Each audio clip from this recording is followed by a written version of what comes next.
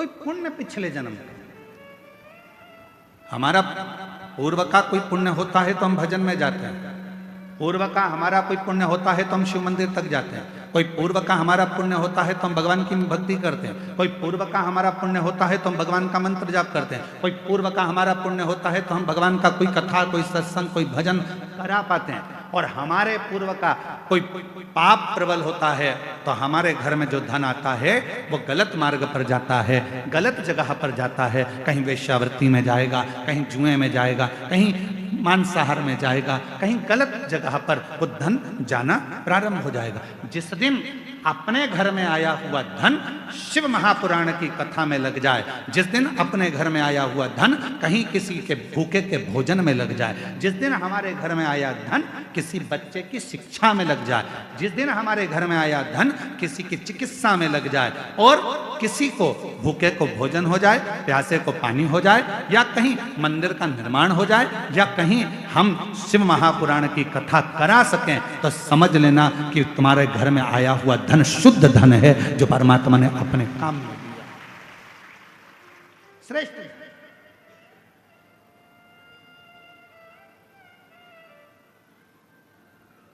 तुम्हारे घर के बाहर फूल लग रहे होंगे, तुम्हारे घर के बाहर बगीचे में गमले में पुष्प लग रहे होंगे। भगवान को कौन सा पुष्प तोड़ कर देते हो? जो फूल खिला हुआ होता है। जिस फूल में सुंदरता होती है, जो फूल बड़ा खिला हुआ होगा, उस फूल को आप तोड़ोगे, भगवान को दे दोगे। जो फूल मुरझाया हुआ है, जिस फूल अच्छा नहीं है, उस फूल को तोड़ा नहीं जाएगा, उस फूल को आप किसी को दोगे नहीं। जो पुष्प अच्छा है, उस पुष्प को तोड़कर आप परमात्मा को दे दो। जो पुष्प अच्छा है, आप उसे तोड़कर भगवान को देने का प्रयास करोगे। उसी तरह ये जीवन है, उसी तरह जीवन।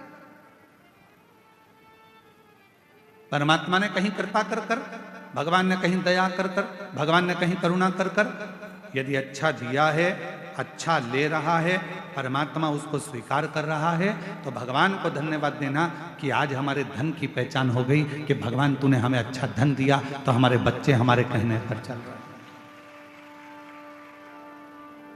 तूने अच्छा धन दिया तो हमारे बच्चे हमारे कहने पर चल रहे हैं। तूने अच्छा धन दिया तो हम शिव पुराण की कथा करवा सकते हैं। तूने अच्छा धन दिया तो हम कथा के पंडाल में बैठकर शिव महापुराण की कथा का लाभ ले रहे हैं। ये तूने कृपा करी है तो हम बैठे हैं। अगर तू कृपा नहीं करता तो हम कथा के पंडाल में भी बैठकर कथा नहीं सुन सकते, हम कथा श्रवण नहीं कर सकते। यदि हम बैठे हैं कथा के पंडाल में और कथा का रसतत्व ग्रहण कर रहे हैं, कथा श्रवण कर रहे हैं, तो ये तेरी ही उदारता, ये तेरी ही कृपा, तेरी ही करुणा। कितने कथा के पंडाल में आप लोग बैठे हो और बाबा की इस पवित्र कथा को श्रवण करने के लिए आप लोग आए हो, कथा सुनने के लिए आए हो। 5 रुपए, 10 रुपए, 25 रुपए किसी के पेट्रोल में खर्च हुए होंगे, किसी के गाड़ी में खर्च हुए होंगे, किसी के कहीं ना कहीं खर्च हुए होंगे, तब जाकर कथा के पंडाल में आप पहुंचे और कथा श्रवण कर रहे हो। तो बाबा कृपा करा, हाथ पकड़ा तो कथा के पंडाल में बुलाया। तो जितने भी शिव भक्त इस पवित्र कथा के पंडाल में बैठकर कथा श्रवण कर रहे हैं, समझ लेना आपका पूर्व का कोई भगवान से संबंध होगा तो भगवान ने हाथ पकड़कर आपको यहां बुला लिया। ये उसकी उदारता,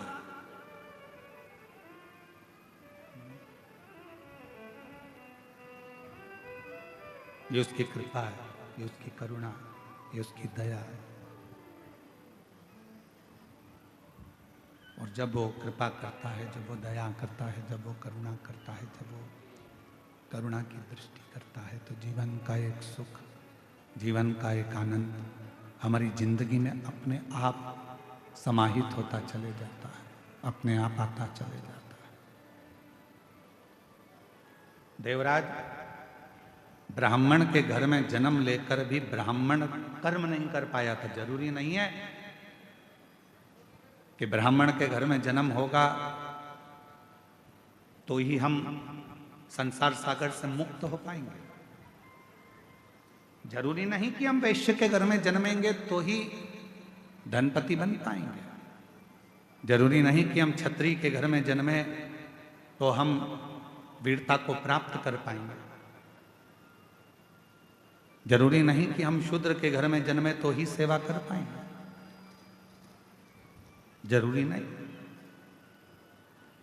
परमात्मा ने अगर मृत्यु लोक में जन्म दिया है और परमात्मा ने अगर मृत्यु लोक में भेजा है, और भजन परमात्मा पर यदि शिव पर आप भरोसा कर रहे हैं, विश्वास कर रहे हैं और पूर्ण तरह से आप शिव पर आश्रित हैं और अपने संघर्ष को, अपनी मेहनत को पूर्ण तरह से कर रहे हैं, तो दुनिया का कोई व्यक्ति आपको पीछे नहीं हटा सकता। आप उन्नति की सीढ़ी पर चढ़ते ही चले जाएंगे, आगे बढ़ते ही चले जाएंगे। सारी समस्या का हल, जम के बोलो जरा, सारी समस्या का हल श्री शिवाय बोल बम का नारा है। जरूरी नहीं कि हमारा ब्राह्मण होना, हमारा क्षत्रिय होना, हमारा वैश्य होना, हमारा शूद्र होना। शिव महापुराण की कथा कहती है सबसे ज्यादा जरूरी है आपका परमात्मा के प्रति समर्पण होना। कोई भी हो, चाहे आप ब्राह्मण हो, चाहे आप क्षत्रिय हो, चाहे आप वैश्य हो, चाहे आप शूद्र हो, शिव के प्रति आपका समर्पण, भगवान के प्रति आपका समर्पण, फिर वो किसी भाव से, किसी भी तरह से आपको बना ले। देखो संत रविदास जी का चरित्र,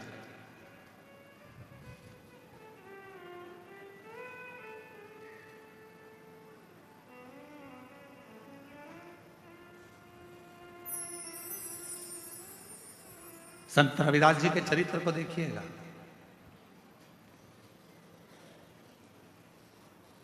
चर्मकार हैं,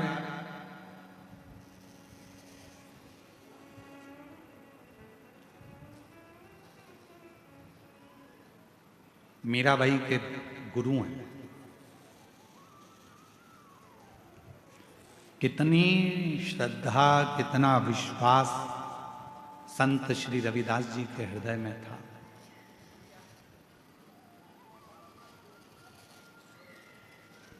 कितना विश्वास, कितनी श्रद्धा, कितना भरोसा संत रविदास जी के मन में था, कितना विश्वास।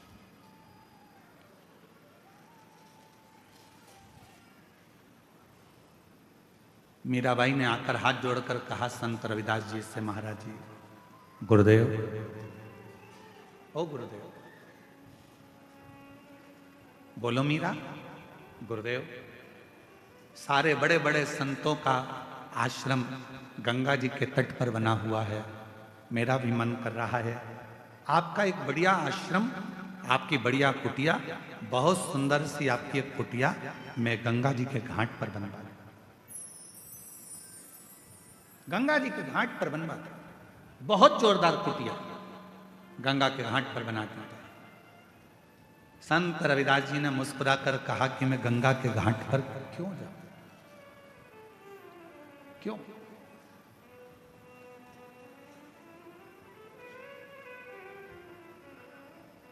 मैं गंगा के घाट पर क्यों जाऊं? गुरुदेव, सारे संत, सारे साधु, बड़े बड़े सन्यासी, मठाधीश, पीठाधीश, महंत, संत सब गंगा जी के घाट पर हैं, तो मेरा भी मन करता है कि आप गंगा के घाट पर एक सुंदर सा आश्रम बनाकर, सुंदर सी कुटिया बनाकर वहां रहे, वहां रहे। मैं गंगा के घाट पर क्यों जाऊं? संत रविदास जी ने कहा, मन चंगा तो कठोते में गंगा।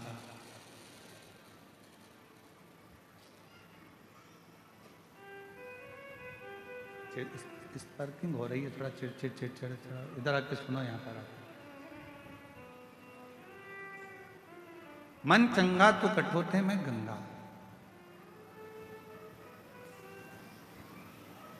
और मैं गंगा के घाट पर क्यों जाऊं? जिस दिन मेरा विश्वास पक्का होगा, जिस दिन मेरा विश्वास पक्का होगा, उस दिन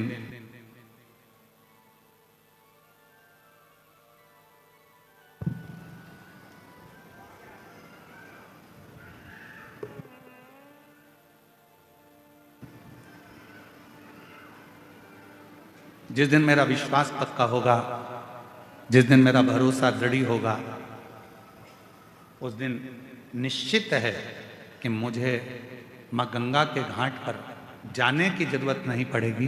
गंगा मैया मेरे आश्रम तक, मेरे घर तक जरूर आएगी। जितेंद्र जी, आपके वचन का आज स्मरण आ गया। जो हम यहाँ से निकले होंगे कथा कर कर, तो आपके मन में भाव आया था कि एक दिन गुरु जी हमारे भी इस गांव में, छोटा सा हमारा कच्चे गांव में बाबा आएंगे और एक दिन हमारे घर भी बाबा जरूर आएंगे। आपका वो संत रविदास जी वाला चरित्र आज स्मरण में आ गया कि एक ना एक दिन गंगा मैया मेरे घर तक जरूर पहुंचेगी। या निश्चय सुबह करी गई प्रार्थना और शाम को करी गई आराधना व्यक्ति की कभी खाली नहीं जाती है, वो झोली भर कर ही रहती है। सुबह के समय पर उठकर भगवान के सामने खड़े होकर 2 क्षण, 2 मिनट, 1 मिनट, जितना समय मिले, हम ये नहीं कहेंगे कि 24 घंटे भगवान के मंदिर में बैठो। हम आपसे ये भी नहीं कहेंगे कि आप बाबा बन जाओ। हम आपसे ये भी नहीं कहेंगे कि सन्यासी बन जाओ। हम आपसे ये भी नहीं कहेंगे कि संत बन जाओ। आप ना संत बनो, ना सन्यासी बनो, ना बाबा बनो, ना योगी बनो, ना तपस्वी बनो, ना साधक बनो। आप तो 2 क्षण के लिए जैसे घर में रहते हो वैसे ही रहो, परिवार में रहो, कुटुंब में रहो, बच्चों के साथ, पत्नी के साथ, माता पिता के साथ, बहन भाई के साथ, सबके साथ रहो। पर उसमें से 2 क्षण अपने घर में जो भी भगवान का मंदिर हो, अपने घर में जो भी शंकर का शिवलिंग हो, उसके सामने 2 क्षण खड़े होकर प्रार्थना जरूर करा करो। हे बाबा कृपा करना, तेरी दया से इस संसार सागर में हूँ बाबा। ना जाने मेरी कौन सी श्वास आखिरी हो, पर निवेदन है बाबा हर श्वास में तेरा नाम जपता रहूं, ऐसी कृपा बनाए रखना। बाबा से प्रार्थना करते। प्रातः के समय पर सुबह की करी हुई प्रार्थना और शाम की करी हुई आराधना कभी खाली नहीं जाती। शाम के समय पर अपने घर में भगवान को एक घी का दीप अवश्य लगाना चाहिए।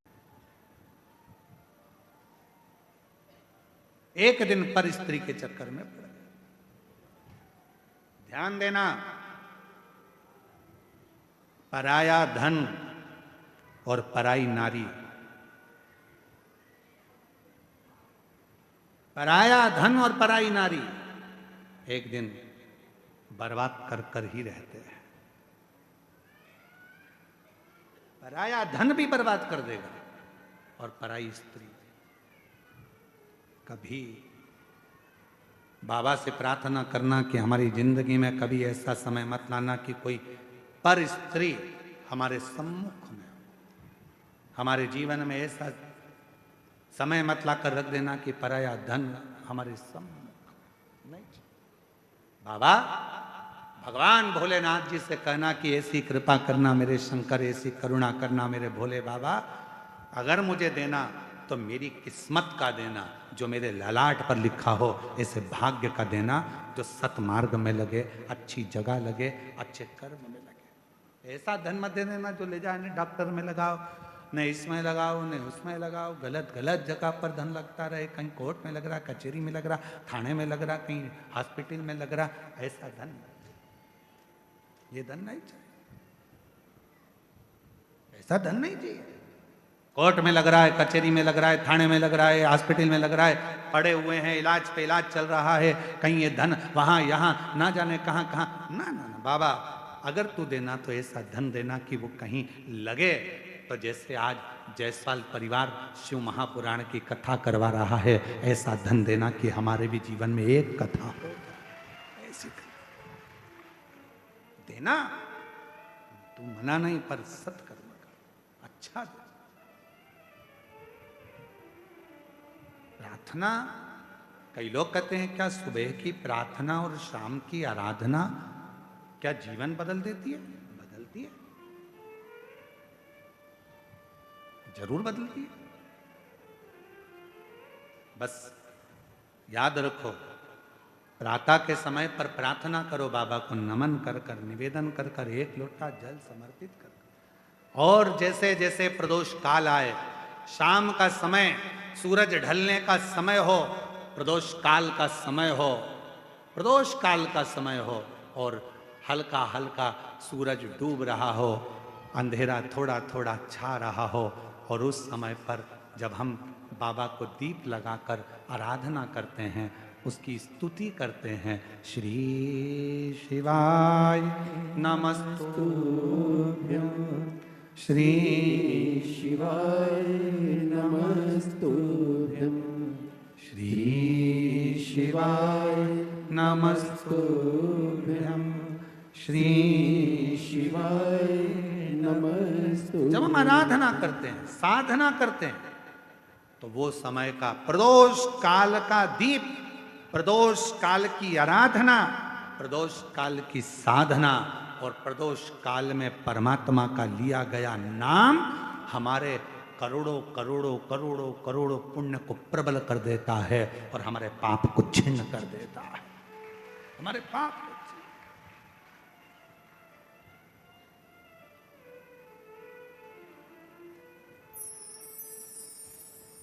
मार्गशीर्ष मास, ये 2 तारीख तक कथा चलेगी और उसी के बाद में मार्गशीर्ष मास भी विराम पर आ जाएगा। पर ये कथा 2 बजे से 5 बजे तक आपको मिल रही है, कहीं ना कहीं आपकी पुण्याई है। 5 बजे धीरे धीरे धीरे धीरे धीरे धीरे 5 बजे के बाद थोड़ा थोड़ा अंधेरा होना प्रारंभ होता है और दोनों का मिलन होता है। और उस समय पर आप शिव महापुराण में बैठकर जब बाबा से आराधना कर रहे होंगे तो जरा विचार करिएगा कि इस मार्गशीर्ष मास में कितना कितना पुण्य तुम्हारी जिंदगी में प्राप्त हो रहा होगा। कितना ये कथा 1 बजे से 4 बजे नहीं, 2 बजे से 5 बजे तक। उधर से थोड़ा थोड़ा सूर्य अपनी तपन कम कर रहा होगा और इधर तुम्हारी आराधना चल रही होगी।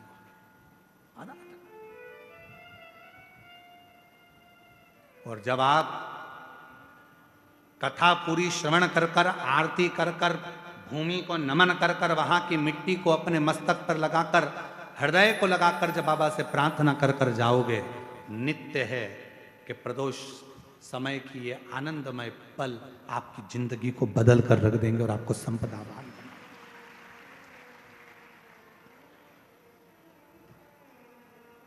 और भोला सब दुख काटो, बोलो बोलो सब बोलो, ओ भोला सब दुख काटो। बाबा मेरी जिंदगी के जितने दुख हैं, जितनी तकलीफ है, जितना कष्ट है, वो सब काट दीजिए। मेरे जीवन की जो तकलीफें हैं वो मिटा दीजिए। मेरे जीवन के जो दुख हैं उनको समाप्त कर दीजिए। ये जिंदगी मानव की देह मिली है। इस संसार में आने के बाद, मानव का शरीर पाने के बाद संसार में कोई सुखी नहीं है। कोई तन दुखी, कोई मन दुखी, कोई धन बिन रहत उदास।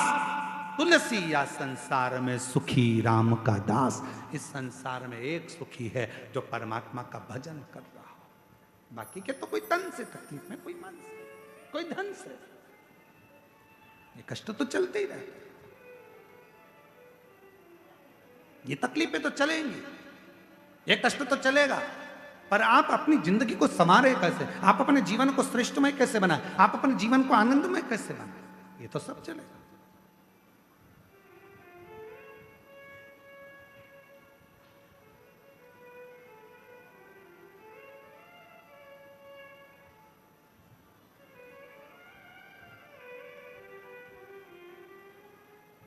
महाराज देवराज नामक का ब्राह्मण कुल में जन्म लेने के बाद कभी अच्छा कर्म नहीं, और परिवार अच्छा था, पत्नी अच्छी थी, बच्चे अच्छे थे, पर स्त्री का संग पकड़ लिया, एक पर नारी का संग पकड़ लिया। अब पर नारी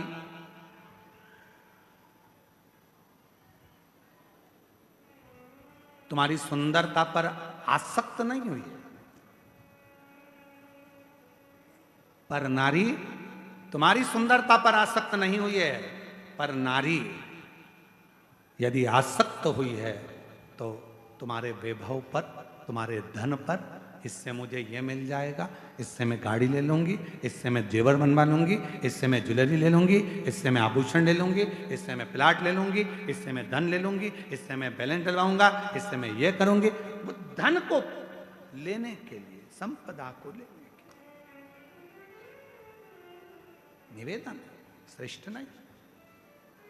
और देवराज के साथ में हुआ वही, अच्छी जिंदगी जी रहा था देवराज, पत्नी अच्छी थी, परिवार अच्छा था, बच्चे अच्छे थे, कुल अच्छा था, सब कुछ अच्छा था, पर एक स्त्री ने बर्बाद कर दिया, चोरी करना सिखा दिया, गलत संगति में उसको मदिरा पान करना सिखा दिया, मांसाहार करना सिखा दिया, और आखिरी में वेश्यावृत्ति में तो लगी गया था। एक दिन उस पर स्त्री ने कह दिया देवराज से कि रानी के गले में जो रानी हार पड़ा हुआ है वो हार मुझे चाहिए, तू ला कर देना, तब अपना चेहरा दिखाना, तू ला कर देना तो अपना चेहरा दिखाना।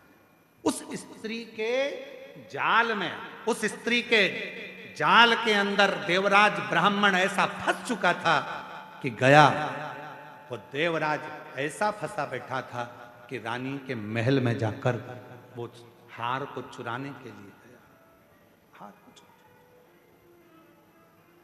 महाराज, मेरी जीजियों, मेरे जीजाओं, मेरी बेटियों, बेटाओं, मेरी माताओं, मेरे भाई, याद रखना,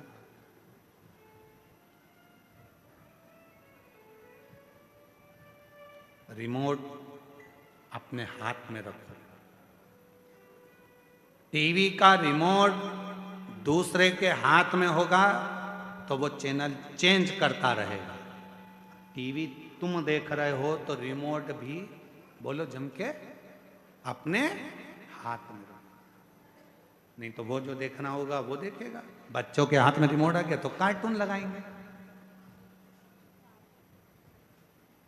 फिर किसी के हाथ में रिमोट आ गया तो वो न्यूज चैनल लगा देगा, और आपके हाथ में रिमोट आ गया तो आप शिव महापुराण की कथा ढूंढ कर लगा दोगे जिससे मेरे परिवार का और घर का उद्धार होता है। रिमोट अपने हाथ में रखो। और आजकल तो लोग मकान भी बनाते हैं। आप लोगों के घर में भी, जिन जिन के घर में नया मकान बना होगा, नया कमरा बन रहा होगा, नया मकान बन रहा होगा, वो बड़ी समझदारी से मकान बनाते हैं। साहब फर्नीचर वाला पूछता है, क्यों साहब पलंग कहाँ बनाना है? तो कहा पलंग ऐसी जगह बनाना जहां पर सारे स्विच बोर्ड, लाइट का फंक्शन पूरा वहीं पर लगा हुआ हो। बोलो सही है कि गलत है? आज के जमाने में लोग पलंग के बिल्कुल पास में लाइट का बोर्ड लगवाते हैं, पंखा यहीं से बंद हो जाए, लाइट यहीं से बंद हो जाए, टीवी यहीं से बंद हो जाए, यहीं से चालू यहीं से बंद, एसी यहीं से चालू यहीं से बंद, बिल्कुल पास में, नजदीक। क्यों? पलंग के पास में अगर लाइट का बोर्ड होगा तो टीवी बंद चालू तुम कर सकते हो, लाइट बंद चालू तुम कर सकते हो। उसी तरह याद रखना, जैसे पलंग के पास बोर्ड होना जरूरी है तो मोबाइल भी पड़े पड़े चार्ज पे लगा दोगे, उठा लोगे, बंद कर दोगे। उसी तरह अपने हृदय के पास में देवादिदेव महादेव का होना जरूरी है, तो वो सुख दुख को देख रहा है, सुख दुख।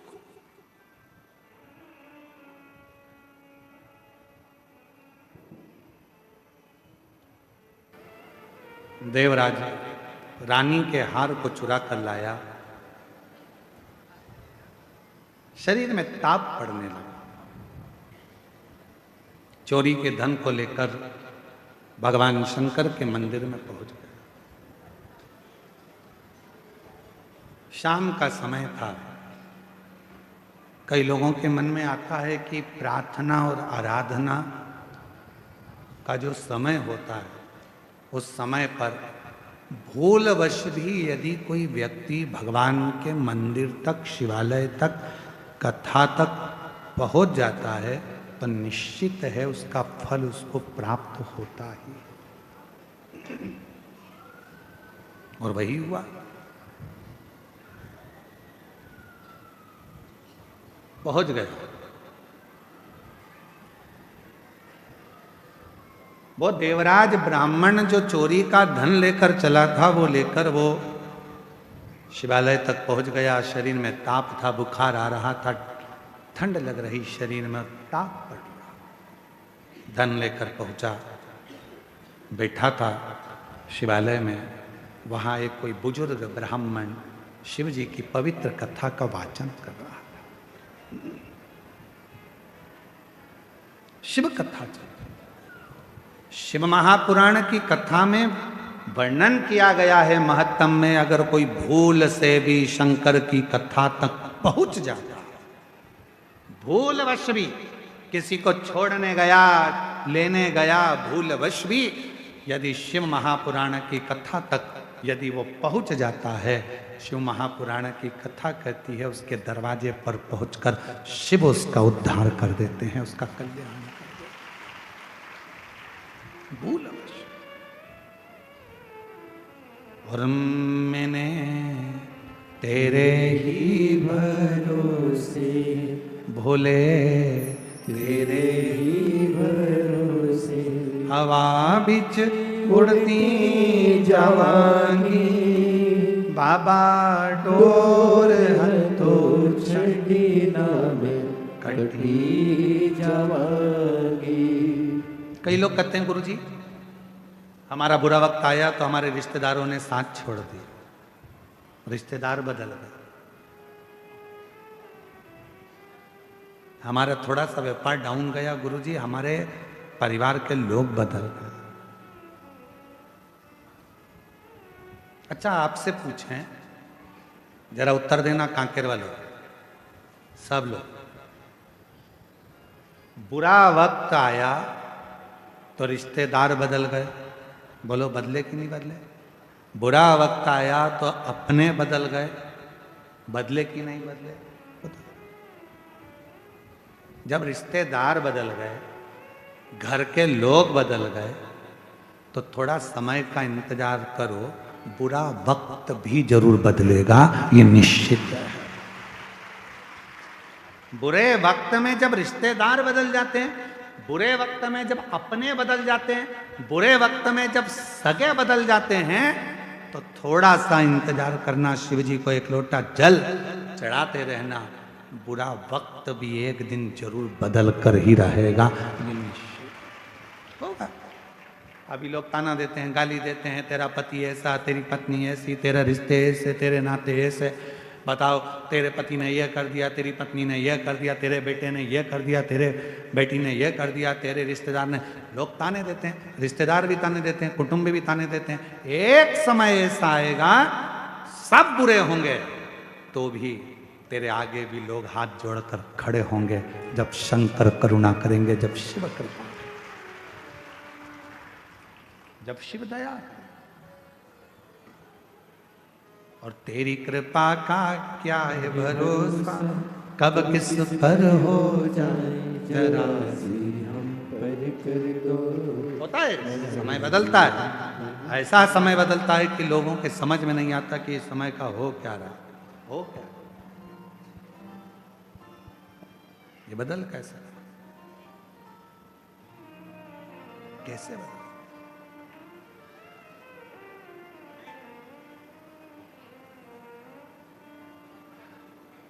एक बात आप लोगों से कहें, एक मक्का का खेत था,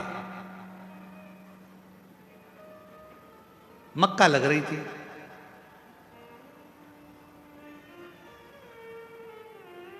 मक्का बोने वाला जो किसान था, मालिक, वो ध्यान रखता था पूरी फसल का, कभी कभी बंदर आ जाते थे तो उनको भगा देता। अब एक दिन मक्का लग रही है खेत में, और मक्का लगाने वाला जो मालिक था, भगाने वाला जो मालिक था, वो मर गया।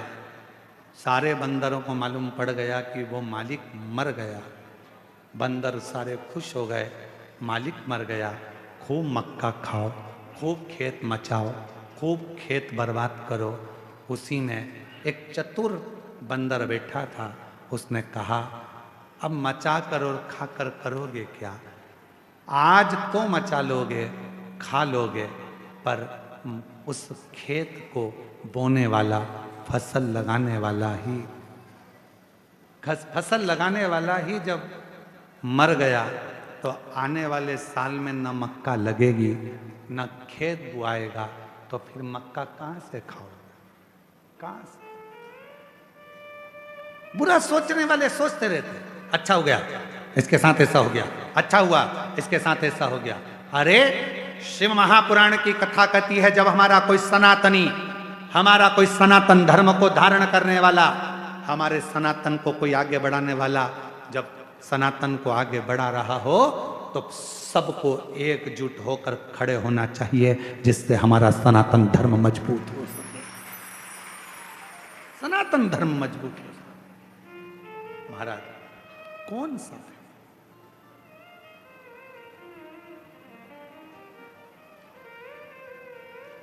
हम क्या करते हैं? दिन रात बदनाम करने का प्रयास करते हैं।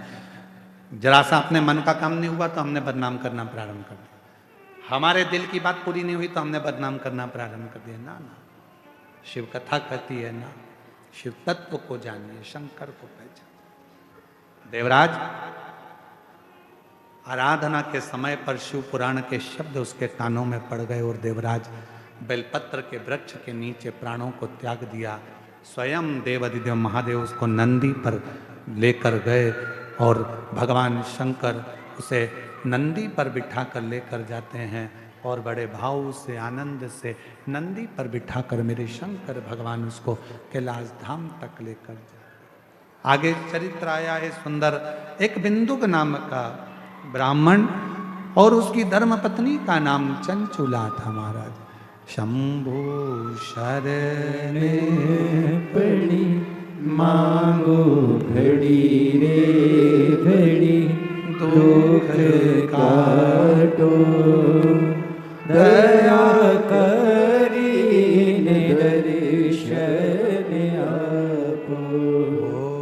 शंभु शरण पड़ी मांगो घड़ी रे घड़ी, दुख काटो दया करी दर्शन आपो। एक बिंदुक नाम का ब्राह्मण जिसकी धर्म पत्नी का नाम चंचुला देवी, और बिंदुक भी गलत मार्ग में पड़ गया था और गलत मार्ग में पड़ने के कारण बस बिंदुक के भी प्राण चले गए थे। प्रेत योनि में बिंदुक पड़ गया था और जब प्रेत योनि में बिंदुक पड़ा, चंचुला देवी ने बड़े प्रेम से काशी की यात्रा करी। और चंचुला जब काशी की यात्रा करने के लिए चली और काशी में भ्रमण करते करते चंचुला देवी के कानों में शंकर भगवान की अविरल कथा श्रवण करने का उसको सौभाग्य मिल गया। 2 क्षण की कथा का रसतत्व चंचुला के कानों में पड़ गया। गंगा का स्नान कर कर आ रही थी, प्राण छूट गए और प्राण छूटने के बाद भगवान शंकर की परम आनंदमय धाम कैलाश की भूमि पर पहुंच गई और वहां मां जगतजननी अम्बा पार्वती, जगतजननी दुर्गा भवानी मां पार्वती की सहेली सखी बन गई। मौन रहती थी, चुप रहती थी। पूछा मां पार्वती जी ने, मां जगतजननी पार्वती जी ने पूछ लिया, क्या बात है चंचुला, तुम मौन रहती है, शांत रहती है, चुप रहती है, क्या हुआ? चंचुला देवी ने उसी पल कहा, मेरा पति प्रेत योनि में पड़ा है, उसकी मुक्ति नहीं होती। इतनी सी बात? तो शिव महापुराण की कथा का रसतत्व ग्रहण कर। तब तुमरुका जी से जाकर प्रार्थना करी और भगवान तुमरुका जी ने बड़े भाव से, तुमरुका जी ने बड़े आनंद के साथ शिव महापुराण की कथा कहना चाहा, पर शंकर की कथा तो कह दूं, यजमान कौन बने? तब कहा देवाधिदेव महादेव और मां पार्वती आदि शक्ति मां दुर्गा जगतजननी जगदम्बा यजमान पद ग्रहण करती हैं और तुमरुका जी कथा को कहते हैं। ऐसे भगवान शंकर पार्वती से प्रार्थना करी और बाबा देवाधिदेव महादेव की कृपा आप सब पर हुई, जो ये पवित्र कथा यहाँ पहुंची। कथा के मुख्य यजमान श्री ब्रजलाल जायसवाल, श्रीमती निर्मला जी जायसवाल जी, श्री जितेंद्र जी जायसवाल, श्रीमती राजकुमारी जी जायसवाल जी। एक बार जायसवाल परिवार के लिए जोरदार ताली बजाकर स्वागत वंदन, जिन्होंने इस पवित्र कथा का लाभ लेकर संपूर्ण क्षेत्रवासियों को लाभान्वित किया है। जितेंद्र जी, हम आपको बहुत बहुत साधुवाद देते हैं और बहुत बहुत बाबा से प्रार्थना करते हैं कि आपके हृदय में जो शिव भक्ति है। कल जितेंद्र जी कह रहे थे कि गुरुजी जब आप कांकेर कथा कर कर निकले तो मन में था कि एक दिन गुरुजी मेरे छोटे से गांव में जरूर आएंगे और घर पर जरूर आएंगे। जोरदार ताली की गर्जना होना चाहिए जितेंद्र जायसवाल जी के लिए, श्रीमती राजकुमारी जायसवाल जी के लिए। बहुत बहुत साधुवाद आपको। और ये सब प्रभु कृपा के बिना होता ही नहीं। जब तक शंकर की करुणा ना हो, कृपा ना हो, दया ना हो, गला पकड़ रहा है, भगवान शिव की कृपा ना हो, करुणा ना हो, दया ना हो, तब तक आप और हम इस पवित्र कथा का लाभ ले ही नहीं सकते। और मैंने तेरे ही भरोसे बाबा तेरे ही भरोसे हवा विच उड़ती जावांगी बाबा डोर हथो छड़ी ना मैं कटी जावांगी भोले मैं तेरी पतंग शंभू मैं तेरी पतंग हवा विच उड़ती जावांगी बाबा डोर हथो छड़ी ना मैं कटी जावांगी। जब तक भगवान देवाधिदेव महादेव कृपा ना करें, करुणा ना करें, दया ना करें, जब तक उनकी कृपा ना हो, करुणा ना हो, तब तक आप और हम भगवान शिव की कथा में ना तो जा सकते हैं और ना हम अपना मन लगा सकते हैं।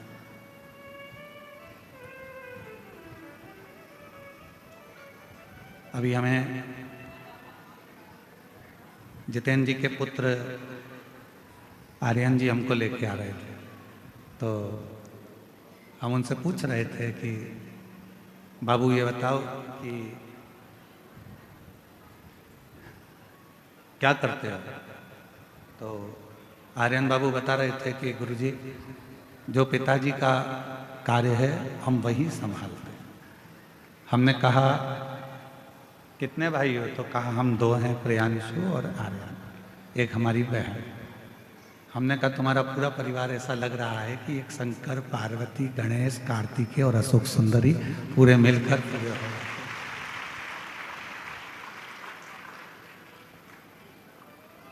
और जब तक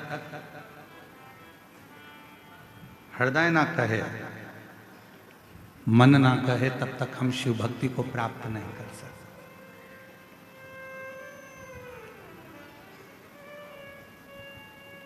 समय अपनी गति से चलता है।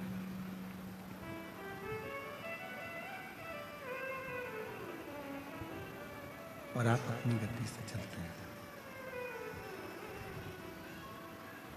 समय अपनी गति से चल रहा है, आप अपनी गति से चल रहे हैं।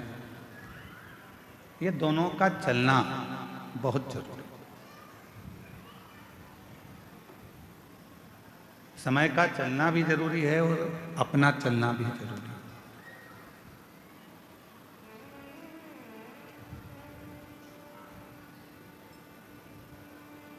भगवान देवाधिदेव महादेव से ये प्रार्थना करा करो रोज, प्रतिदिन। जब बाबा को एक लोटा जल चढ़ाने के लिए जाओ, रोज कहा बाबा ऐसी कृपा करना, हमको पलंग पर कभी मत पटकना। कितना भी दुख, कितनी भी तकलीफ, कितना भी कष्ट जीवन में रहे,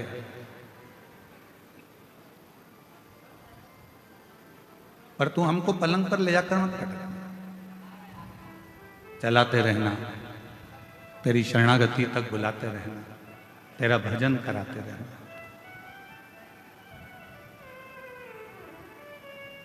शिव महापुराण की कथा कहती है, जिस मनुष्य ने जीवन में संघर्ष करना सीख लिया,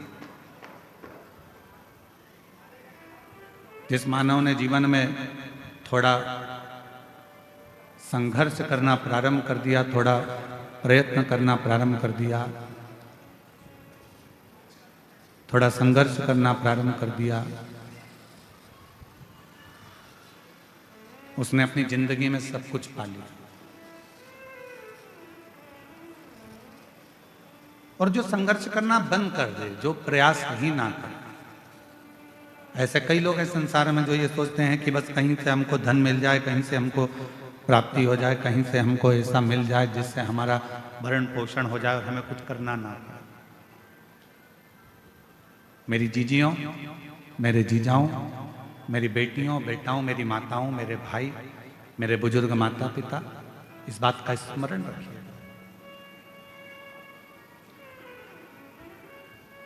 ऐसा कोई संसार में जन्म नहीं लिया जिसने संघर्ष ना किया,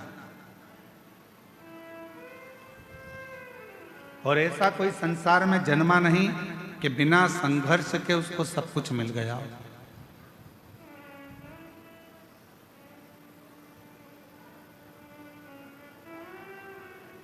थोड़ा प्रयास करना पड़ता है, और जब तक हम प्रयास नहीं करेंगे तब तक हमें जिंदगी में कुछ प्राप्त होगा ही, कुछ मिलने वाला ही नहीं।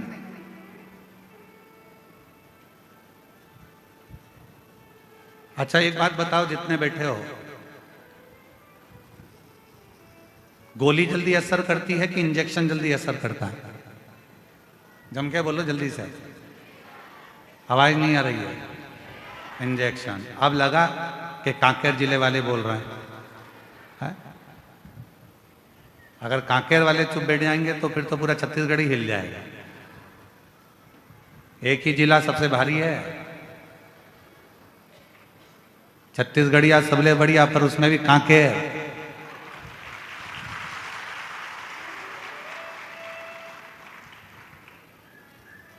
छत्तीसगढ़ का आधा आए हुए तो ये कच्चे देख लेता है, यही गांव है। तो ऐसा क्षेत्र है, कोई साधारण है क्या ये क्षेत्र? और आप लोग नहीं बोलोगे तो कौन बता? बोलो जल्दी से, दवाई असर करेगी कि इंजेक्शन जल्दी असर करेगा? इंजेक्शन। दवाई खाने में ज्यादा कष्ट होता है कि इंजेक्शन में ज्यादा कष्ट होता है? इंजेक्शन। दवाई तो तुमने लिया, पानी से निकल गए, कोई ना दर्द हुआ, ना तकलीफ हुई, ना कष्ट हुआ, कुछ भी नहीं हुआ। पर इंजेक्शन दर्द भी करता है, कष्ट भी देता है, तकलीफ भी देता है। कष्ट भी दे रहा है, तकलीफ भी दे रहा है, दर्द भी दे रहा है, परेशान भी कर रहा है। 2-3 दिन तक हाथ दुखता ही रहता है, 2-3 दिन तक। कभी कभी तो वो इंजेक्शन इतना असर कर जाता है कि हाथ फुला देता है, सुझा देता है। फिर फ्रिज में से बर्फ निकालो, सिकाई करो, हरी अम्मा हरी अम्मा हरी अम्मा। कभी कभी दवाई असर करती है पर थोड़ा समय लेती है। पानी से निकल लो। असर किसने करा? जो दर्द दिया। असर किसने करा? जो इंजेक्शन शरीर में लगा, जिसने कष्ट दिया। वो जो कष्ट दे रहा था उसने आपको रोग से मुक्त कर दिया, जल्दी ही उसने अपना असर दिखाना प्रारंभ कर दिया। उसी तरह जिसने जिंदगी में संघर्ष रूपी इंजेक्शन को ले रखा है वो एक ना एक दिन अच्छा बनकर रहता है। वो एक ना एक दिन उन्नति की सीढ़ी पर चढ़कर ही रहता है, वो अच्छा बनकर ही रहता है। अब कोई कोई सोचे कि हमको तो कहीं का महाराज ऐसा मिल जाए, कोई महाराज जी ऐसे मिल जाए जो जमीन में गड़ा हुआ हमको धन निकाल कर देते हैं और करना कुछ नहीं पड़े, तो ऐसा कहीं का महाराज हो तो हमको भी बता देना, हम भी चलेंगे तुम्हारे साथ। बिना संघर्ष के कुछ भी प्राप्त नहीं हो सकता।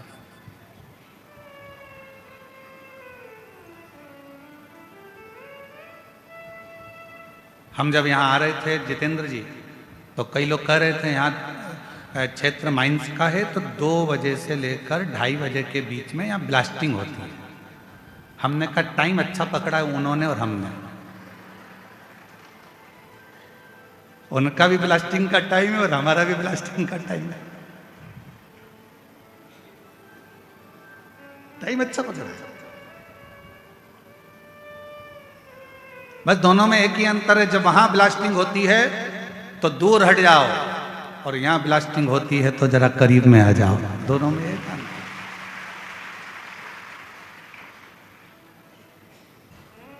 वहां ब्लास्टिंग होने के बाद माल ट्रक में भराता है, यहां तो तुरंत ब्लास्टिंग होकर कथा दिल में भरा जाती है तुरंत।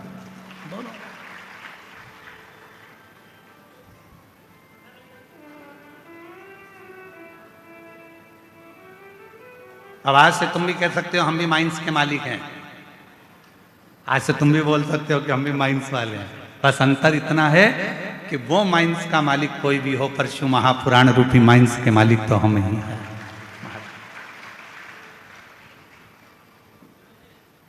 और शंभु शरणे, बोलो बोलो सब बोलो, मांगू घड़ी रे दुख दया न दर्शन ओ शंभु शरणे मांगू घड़ी रे दुख काटो दया न दर्शन। शिव पुराण कह रही है, भगवान शंकर का ये पवित्र जो 24,000 श्लोक का है, करोड़ों करोड़ों शब्द इस शिव महापुराण के अंतर्गत है। ये शिव महापुराण की कथा वर्णन कर रही है कि समय अपनी गति से चले और आपको अपनी गति से चलना। एक देवराज नामक का ब्राह्मण के घर में जन्म लेने के बाद भी ब्राह्मण कर्म नहीं कर पाया, श्रेष्ठ कर्म नहीं कर पाया।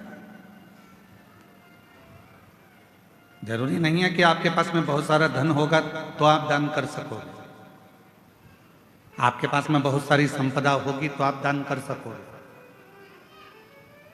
आपका शरीर स्वस्थ होगा तो आप भजन कर सकोगे।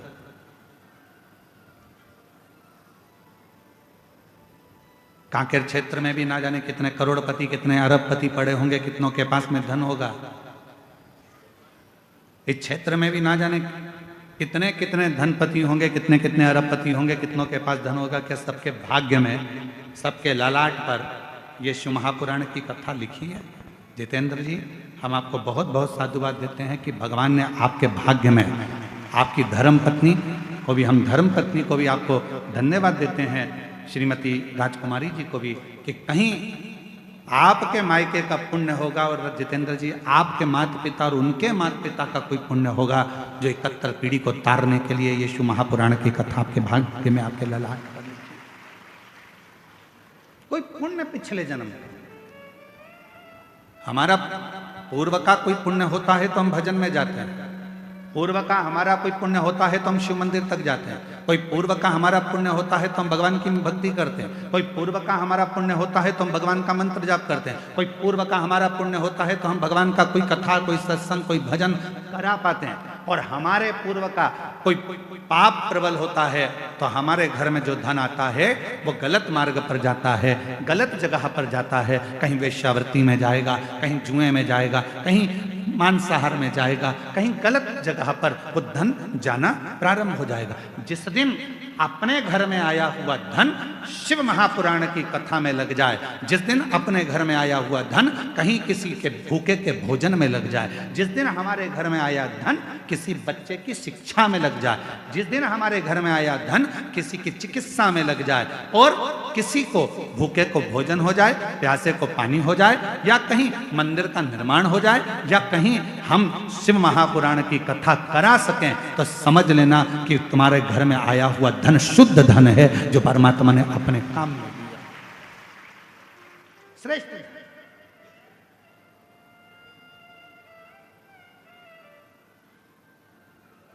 तुम्हारे घर के बाहर फूल लग रहे होंगे, तुम्हारे घर के बाहर बगीचे में गमले में पुष्प लग रहे होंगे, भगवान को कौन सा पुष्प तोड़ कर देते हो? जो फूल खिला हुआ होता है। जिस फूल में सुंदरता होती है, जो फूल बड़ा खिला हुआ होगा, उस फूल को आप तोड़ोगे, भगवान को दे दोगे। जो फूल मुरझाया हुआ है, जिस फूल अच्छा नहीं है, उस फूल को तोड़ा नहीं जाएगा, उस फूल को आप किसी को दोगे नहीं। जो पुष्प अच्छा है, उस पुष्प को तोड़कर आप परमात्मा को दे दोगे। जो पुष्प अच्छा है, आप उसे तोड़कर भगवान को देने का प्रयास करोगे। उसी तरह ये जीवन है, उसी तरह जीवन। परमात्मा ने कहीं कृपा कर कर, भगवान ने कहीं दया कर कर, भगवान ने कहीं करुणा कर कर, यदि अच्छा जिया है, अच्छा ले रहा है, परमात्मा उसको स्वीकार कर रहा है, तो भगवान को धन्यवाद देना कि आज हमारे धन की पहचान हो गई कि भगवान तूने हमें अच्छा धन दिया, तो हमारे बच्चे हमारे कहने पर चल रहे हैं। तूने अच्छा धन दिया तो हमारे बच्चे हमारे कहने पर चल रहे हैं। तूने अच्छा धन दिया तो हम शिव पुराण की कथा करवा सकते हैं। तूने अच्छा धन दिया तो हम कथा के पंडाल में बैठकर शिव महापुराण की कथा का लाभ ले रहे हैं। ये तूने कृपा करी है तो हम बैठे हैं। अगर तू कृपा नहीं करता तो हम कथा के पंडाल में भी बैठकर कथा नहीं सुन सकते, हम कथा श्रवण नहीं कर सकते। यदि हम बैठे हैं कथा के पंडाल में और कथा का रसतत्व ग्रहण कर रहे हैं, कथा श्रवण कर रहे हैं, तो ये तेरी ही उदारता, ये तेरी ही कृपा, तेरी ही करुणा है। कितने कथा के पंडाल में आप लोग बैठे हो और बाबा की इस पवित्र कथा को श्रवण करने के लिए आप लोग आए हो, कथा सुनने के लिए आए हो। 5 रुपए, 10 रुपए, 25 रुपए किसी के पेट्रोल में खर्च हुए होंगे, किसी के गाड़ी में खर्च हुए होंगे, किसी के कहीं ना कहीं खर्च हुए होंगे, तब जाकर कथा के पंडाल में आप पहुंचे और कथा श्रवण कर रहे हो। तो बाबा कृपा करा, हाथ पकड़ा तो कथा के पंडाल में बुलाया। तो जितने भी शिव भक्त इस पवित्र कथा के पंडाल में बैठकर कथा श्रवण कर रहे हैं, समझ लेना आपका पूर्व का कोई भगवान से संबंध होगा, तो भगवान ने हाथ पकड़कर आपको यहां बुला लिया। ये उसकी उदारता,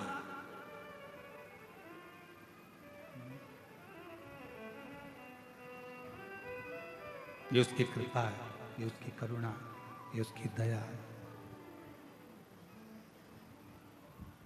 और जब वो कृपा करता है, जब वो दया करता है, जब वो करुणा करता है, जब वो करुणा की दृष्टि करता है, तो जीवन का एक सुख, जीवन का एक आनंद हमारी जिंदगी में अपने आप समाहित होता चले जाता है, अपने आप आता चले जाता है। देवराज ब्राह्मण के घर में जन्म लेकर भी ब्राह्मण कर्म नहीं कर पाया था। जरूरी नहीं है कि ब्राह्मण के घर में जन्म होगा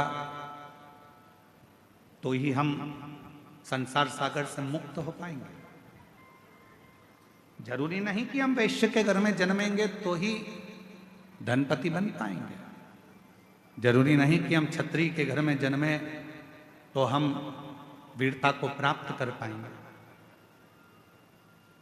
जरूरी नहीं कि हम शूद्र के घर में जन्मे तो ही सेवा कर पाएंगे। जरूरी नहीं। परमात्मा ने अगर मृत्यु लोक में जन्म दिया है और परमात्मा ने अगर मृत्यु लोक में भेजा है, और भजन परमात्मा पर, यदि शिव पर आप भरोसा कर रहे हैं, विश्वास कर रहे हैं और पूर्ण तरह से आप शिव पर आश्रित हैं और अपने संघर्ष को, अपनी मेहनत को पूर्ण तरह से कर रहे हैं, तो दुनिया का कोई व्यक्ति आपको पीछे नहीं हटा सकता। आप उन्नति की सीढ़ी पर चढ़ते ही चले जाएंगे, आगे बढ़ते ही चले जाएंगे। सारी समस्या का हल, जम के बोलो जरा, सारी समस्या का हल श्री शिवाय बोल बम का नारा है। जरूरी नहीं कि हमारा ब्राह्मण होना, हमारा क्षत्रिय होना, हमारा वैश्य होना, हमारा शूद्र होना। शिव महापुराण की कथा कहती है सबसे ज्यादा जरूरी है आपका परमात्मा के प्रति समर्पण होना। कोई भी, चाहे आप ब्राह्मण हो, चाहे आप क्षत्रिय हो, चाहे आप वैश्य हो, चाहे आप शूद्र हो, शिव के प्रति आपका समर्पण, भगवान के प्रति आपका समर्पण, फिर वो किसी भाव से, किसी भी तरह से आपको बना ले। देखो संत रविदास जी का चरित्र,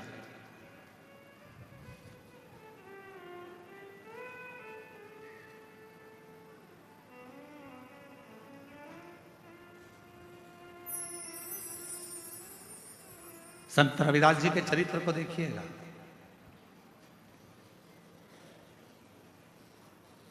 चर्मकार हैं,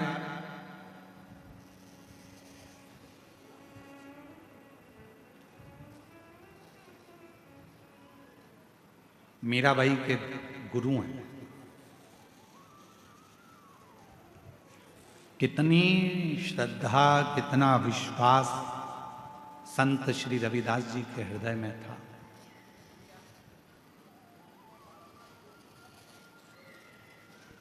कितना विश्वास, कितनी श्रद्धा, कितना भरोसा संत रविदास जी के मन में था। कितना विश्वास।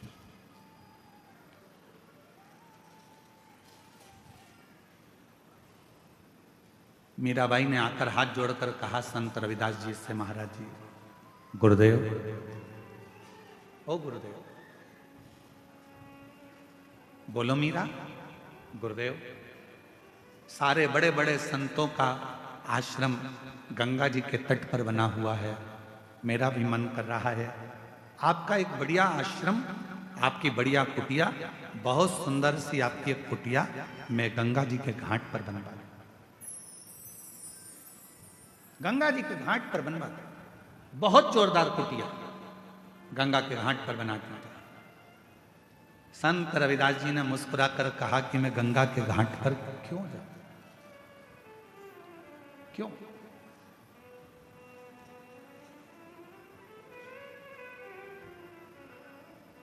मैं गंगा के घाट पर क्यों जाऊं?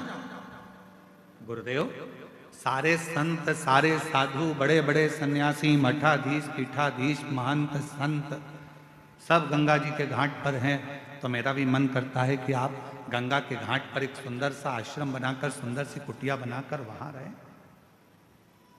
वहां रहे। मैं गंगा के घाट पर क्यों जाऊं? संत रविदास जी ने कहा, मन चंगा तो कठोते में गंगा।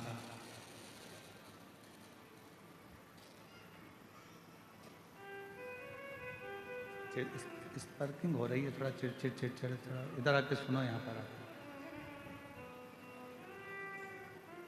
मन चंगा तो कठोते में गंगा।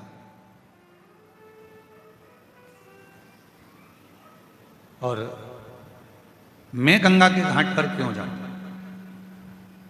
जिस दिन मेरा विश्वास पक्का होगा, जिस दिन मेरा विश्वास पक्का होगा, उस दिन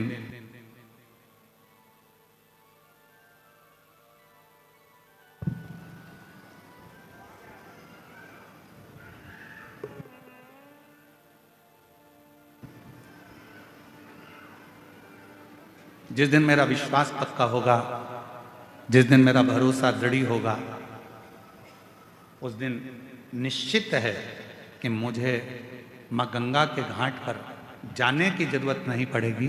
गंगा मैया मेरे आश्रम तक, मेरे घर तक जरूर आए। जितेंद्र जी, आपके वचन का आज स्मरण आ गया।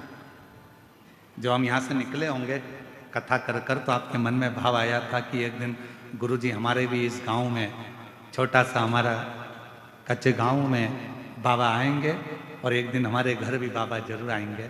आपका वो संत रविदास जी वाला चरित्र आज स्मरण में आ गया कि एक ना एक दिन गंगा मैया मेरे घर तक जरूर पहुंचेगी, या निश्चय गंगा आए। और तुम आना भोले बाबा, तुम आना भोले बाबा, मेरे मकान में तेरा डमरू डम डम बाजे सारे जहान में। तुम आना भोले बाबा, मेरे मकान में, मेरा डमरू डम डम बाजे सारे जहान में। तुम पार्वती को लाना, संग गणपति को लाना।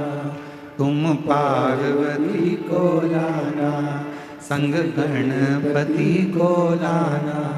मेरे मकान में तेरा डमरू डम डम बाजे सारे जहान में। तुम आना भोले बाबा, तुम आना भोले बाबा।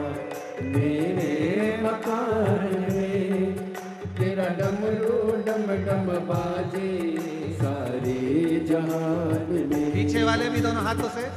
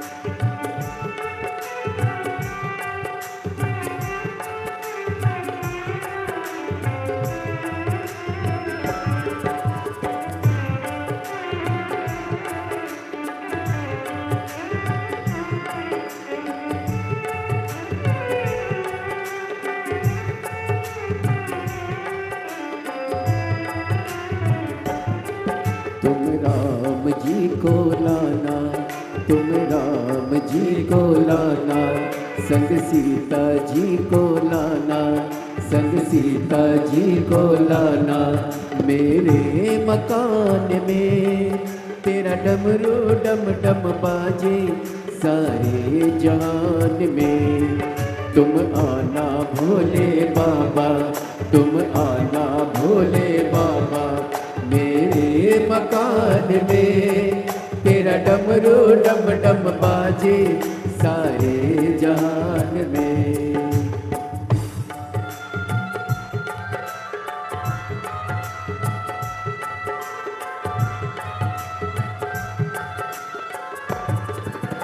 शंभो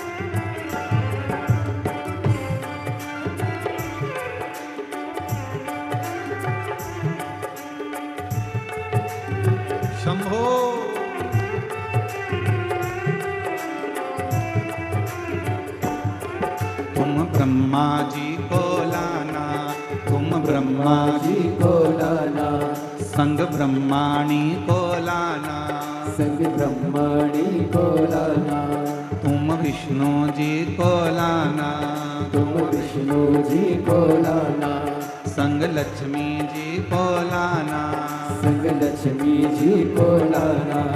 मेरे मकान में तेरा डमरू डम डम बाजे सारे जहान में, तुम आना भोले बाबा मेरे मकान में, तेरा डमरू डम डम बाजे सारे जहान में, तुम आना भोले बाबा, तुम आना भोले बाबा मेरे मकान में, तेरा डमरू डम डम बाजे सारे जहान में।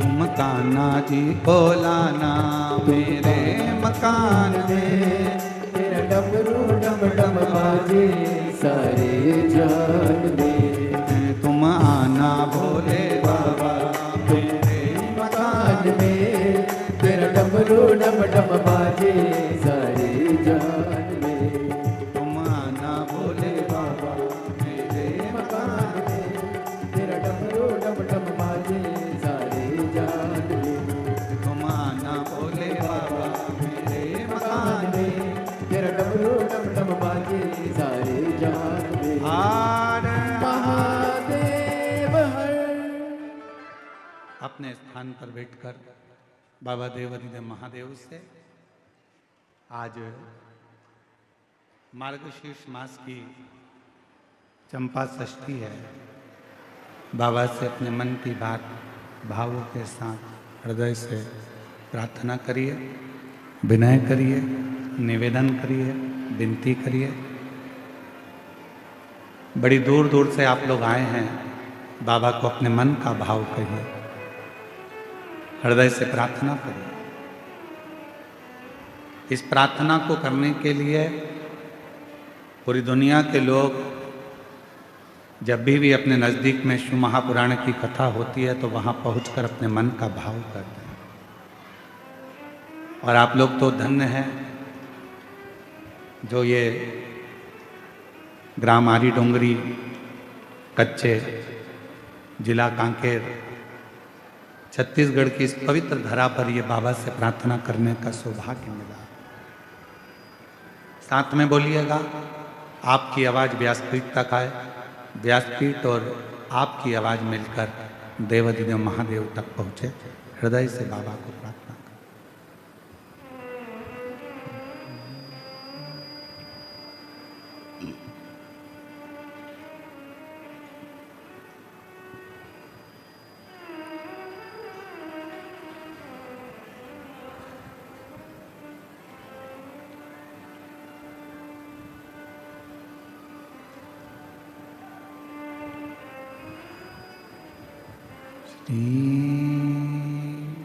शिवाय नमस्तुभ्यं, श्री शिवाय नमस्तुभ्यं, श्री शिवाय नमस्तुभ्यं, श्री शिवाय नमस्तुभ्यं, श्री शिवाय नमस्तुभ्यं। भोला सब दुख काटो भाई, ओ भोला सब दुख काटो। शिव शंकर जपूं तेरी माला, भोले बाबा जपूं तेरी माला, भोला सब दुख काटो। ओ भोला सब दुख काटो। वेश है मंगल मंगलकारी, वेश है मंगल मंगलकारी। शमशान वासी हमारा, शमशान वासी हमारा। ओ भोला सब दुख काटो। ओ भोला सब दुख काटो।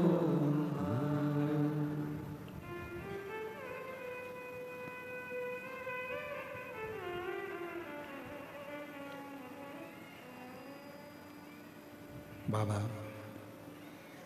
देवादिदेव महादेव भगवान शिव, ओगड़दानी पर कालदर्शी कैलाशी विनाशी भगवान शंकर की पवित्र कथा कर रही है।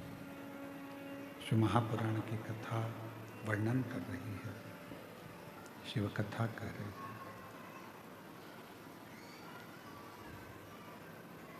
संत रविदास जी के पास में मीराबाई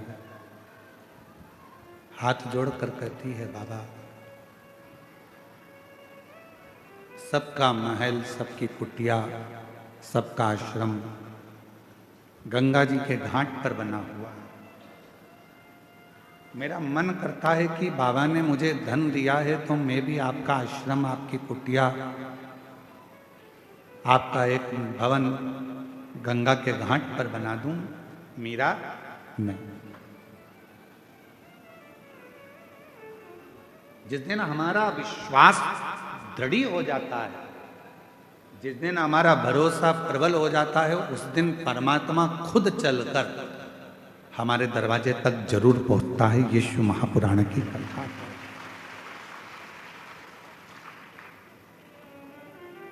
भरोसा ही दृढ़ नहीं हो तो परमात्मा कैसे आएगा? एक बहन जी ने पत्र लिखा, अच्छा है, साथ में सुपड़ा भी भेजा है। क्या बोलते हैं इधर? सुपा।